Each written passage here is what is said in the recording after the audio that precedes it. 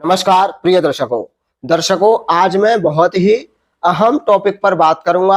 आज मैं आप सभी को बताऊंगा, यदि आपकी बार बार सगाई टूट रही हो, एंगेजमेंट हो जाती है और बार बार आपकी शादी टूट रही हो, तो आपको लग्न कुंडली देखनी चाहिए या नवांश कुंडली देखनी चाहिए। क्योंकि कुछ दोष ऐसे होते हैं जो हमारे नवांश कुंडली के द्वारा ही पता लगाए जा सकते हैं।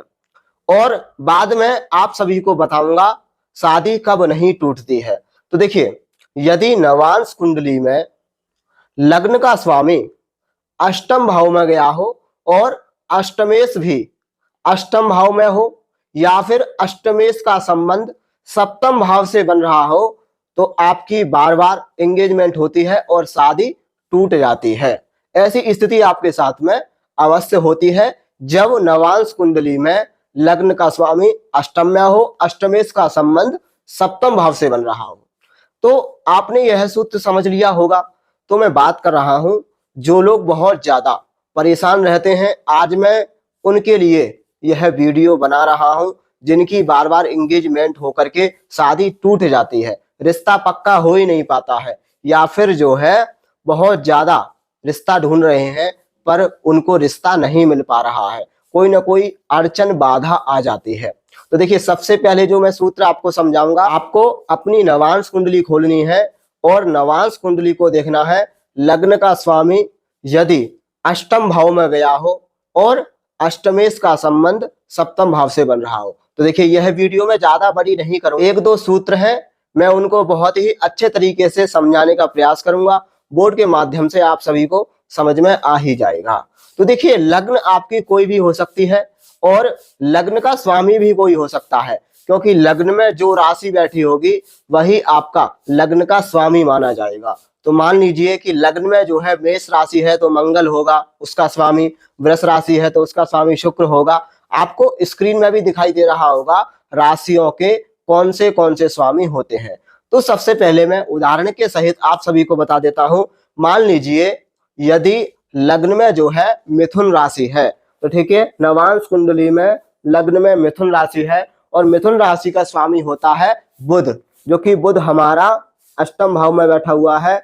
और अष्टम भाव में मान लीजिए कोई भी राशि बैठी हो, ठीक है, मान लीजिए यहाँ पर जो है मीन राशि बैठी हुई है, तो मीन राशि का स्वामी होता है बृहस्पति। यदि बृहस्पति अष्टम भाव में ही बैठा हो, पहली बात, ठीक है, यदि बृहस्पति अष्टम भाव में ही बैठा हो, मतलब अष्टमेश अष्टम भाव में बैठा हो और लग्नेश अष्टम भाव में गया हो। दूसरा, आपको समझना है अष्टमेश का संबंध सप्तम भाव से बन रहा हो। संबंध जो है चार प्रकार के होते हैं, तो मैं आपको इस वीडियो में समझा देता हूं संबंध चार प्रकार के कैसे दिखते हैं। तो देखिए, एक संबंध होता है राशि परिवर्तन संबंध। अब मान लीजिए जो है लग्नेश और अष्टमेश जो है बृहस्पति है, ठीक है, अगर बृहस्पति जो है बुध की राशि में आ जाए और बुध जो है बृहस्पति की राशि में गया हुआ है, ये हो गया राशि परिवर्तन संबंध।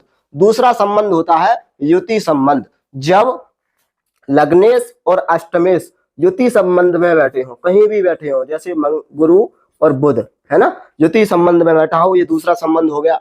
तीसरा संबंध होता है दृष्टि संबंध, ठीक है। तो देखिए, गुरु जो है बुध को देख रहा है और बुध अपनी सातवीं दृष्टि से गुरु को देख रहा है, ये हो गया दृष्टि संबंध। और चौथा संबंध होता है एकल दृष्टि संबंध, कोई ग्रह अपनी पूर्ण दृष्टि से देख रहा हो, ठीक है। तो मान लीजिए बृहस्पति जो है ना, यहां पर अगर बैठे हो, है ना, तो यहां से नौवीं दृष्टि बृहस्पति की अष्टम भाव पर पड़ेगी, तो पूर्ण दृष्टि बृहस्पति की पड़ेगी, तब भी जो है संबंध अष्टम भाव से बन जाएगा। क्या सूत्र बताया था मैंने? लग्नेश अष्टम भाव में गया हो और अष्टमेश का संबंध सप्तम भाव से बन रहा हो। तो चार प्रकार के संबंध बताए, इनमें से कोई भी संबंध यदि हो तो आपका कहीं ना कहीं जो है बार बार रिश्ता टूट रहा होगा, सगाई हो रही होगी, बार बार टूट रही होगी, आपकी एंगेजमेंट हो जाती है पर रिश्ता आपका टूट जाता है। तो इस अवस्था में आपको क्या करना चाहिए? कौन सा वो ग्रह है जो इस दोष को काट सकता है? तो मैं आप सभी को बता दूं, इस अवस्था में नवांश कुंडली में जो आपका लग्नेश है और जो आपका अष्टमेश है, इन दोनों ग्रहों का दान करें, है ना, दान करें, जाप करा सकते हैं, ब्राह्मण के द्वारा शांति करा सकते हैं, तो आपका जो बार बार रिश्ता टूट रहा है वो रिश्ता नहीं टूटेगा और आपकी शादी फिक्स हो जाएगी। अब मैं आता हूं दूसरे सूत्र पर, जिसमें नवांश कुंडली के अनुसार आप जान सकते हैं यदि यह योग बन रहा हो तो आपका रिश्ता कभी नहीं टूटेगा, पहली बार ही आपकी शादी हो जाएगी। तो आपको अपनी नवांश कुंडली खोलनी है और नवांश कुंडली में देखना है गुरु, बुध, शुक्र और चंद्रमा।